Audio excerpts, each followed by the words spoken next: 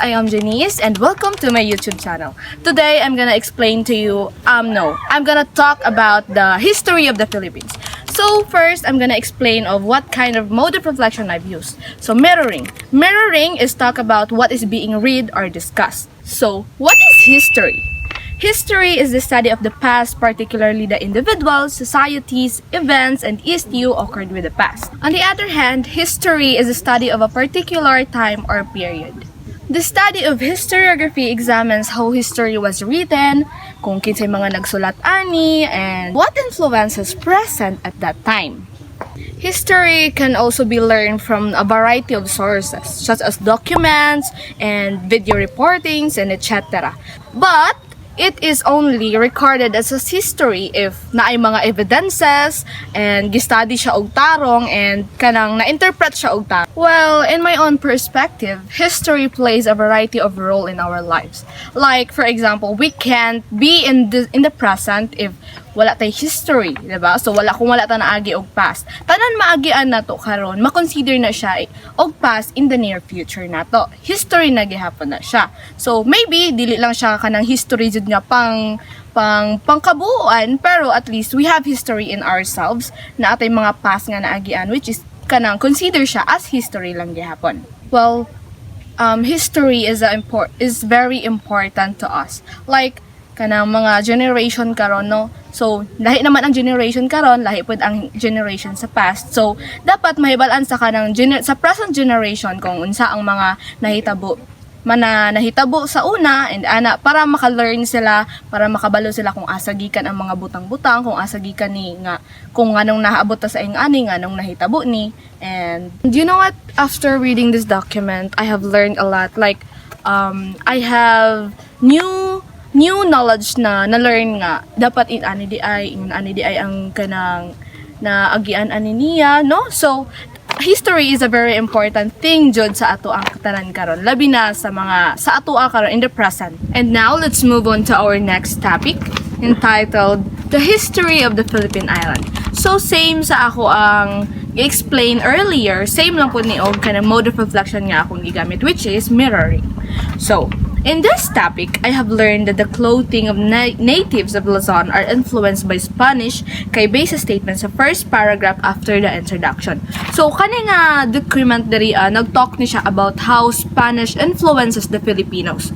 So kanang like katong pagsulod sa mga Spanish, ang pag-entrance sa mga Spanish diri no, kay daghan na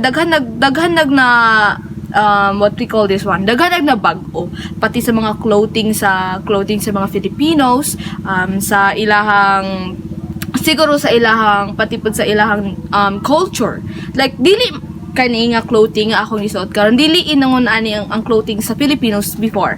Nakaano lang sila, nakabahag, tapos like ang mga lalaki nakabahag, ang mga babae nakasaya, mga iyon like pagsulod sa Spanish na influence sila, which is liberated na ang mga tao. So, ang mga Spanish, dili lang pud about sa clothing nato ang ilahang gibago sa atoa, which is ilaha pong katong pagsulod nila sa ato ang country, gihimo nilang mga slave ang mga Filipinos, gihimo nila nga mga alipin lang, kay syempre gisakop nila ang ato ang country. So next, let's proceed to the lesson 3, entitled The Manunggul Jar. So this Manunggul Jar demonstrates the significance of the Filipino maritime culture in protecting the religious ideals of their ancestors. So the Manunggul Jar, it represents 3 things: the boat itself, the boat driver, and then the soul. So ang kani nga Manunggul Jar is malig naka-represent siya pag naay mamatay nga tao, kanang mao ni siya ang sudlan sa, for example, gina-cremate nila ang mamatay nga tao, no. Mo na ilahang ginasudlan sa katong abo sa tao nga, which is dito nila ibutang sa katong nga jar nga nagka-represent siya nga katudo nga jar. It means nga ihatod daw ang soul atong namatay dito sa another life, sa afterlife. Kaya nga naa siya symbol sa top sa Manunggul Jar, na siya symbol nga kanang boat, tapos ang soul, then the boat driver. This document represents the beliefs of the Filipinos, especially our ancestors. So now let's proceed to the lesson 4. The Laguna Copper Plate. The Laguna Copper Plate is the first record of mathematical use in pre-colonial Philippine societies. It is discovered in 1989 by Ernesto Ledesma while excavating sand for construction along the Lumbang River mouth near Laguna de Bay. Some historians said that this implies economic, cultural, and political connection between the states. This is the name of an inscription found on an artifact that is crucial to understanding Philippine history in the first millennium AD. The inscription, which included the year, also included information on the country's pre-colonial culture and people. So, kaning nga Laguna Copper Plate, kaning nga inscription siya no, is na-found siya sa kanang mura siyang cement na, pero color gold siya nga na ay nakasulat. Which is ang uban nga kanang citizens nagatuo sila nga kanang connected siya sa cultural, sa political, o sa kanang mga other events pa nga, pwede siya maging connected. Now, let's proceed to the lesson 5. The duties of the Katipunan of the Sons of the People, or also known as KKK, the kataas-taasang kagalang-galang ang katipunan ng mga anak ng bayan. Pres Bonifacio wrote this decalogue as it is representation of the Katipunan 10 Commandments. It is also served as a general benchmark for good citizenship. Bonifacio's enthusiastic conviction was encapsulated help the people remember their strengths and abilities and based on belief in God dedicated to the base. So, kaning katipunan no kay murag ni siya kanang mura na siyang 10 commandments pod sa Bible, which is nag-talk ni siya about sa kanilang ang nakahilahian lang niya is nag-talk ni siya about sa kanang sa mga tao sa bayan, like sa good citizenship. Pero ang first niya nga, ang first nga na address sa Decalogue is dapat put God first jud, ang which is about sa God nga dapat naadyo tay faith sa God no pinakauna, which is mao man gyud dapat ang atong buhaton nga dapat put jud nato ang Ginoo una sa ato ang kasing-kasing no sa atong mga kinabuhi kasi wala tatanan kung wala ang Ginoo, di ba? Aside from talking about God, the main reason of this decalogue is para po sa mga citizens sa Pilipinas, para sa mga Filipinos, which is na dapat maging good on how to be a good citizen, on how to be a good countryman. So now let's proceed again to another topic entitled Upper Pleistocene Homo sapiens from the Tabon Cape, Palawan, the Philippines. So this study reassessed the discoveries made by Fox that resulted to new dates and yielded 11 more human remains. So the fossil record of Homo sapiens from the Cape Borneo contains several specimens that are very different from others. It may be possible that they belong to a single individual, but dating results indicate a probable higher number of individuals, or they might be the result of a taphonomic association of two distinct groups. So if you're familiar with this Homo sapiens thing, which is tackled in our elementary or high school days, I don't know. It is the revolution of the human, which is katong 7 pag-evolve sa human no nga katong kung asa nagikan ang taon. So naman to yung mga gipantawag nila na mga species. So now let's proceed to our next topic, the conspiracy against the Spaniards, 1588. Okay, the Datos of Tondo, led by Agustin de Legazpi, Martin Panga, Magat Salamat, and several others conspired to fight off the Spaniards. This conspiracy is the first rebellion against the colonizers. So mauni tong sila ni Magat Salamat, sila ni Legazpi na nakipaglaban sila sa mga Spaniards no.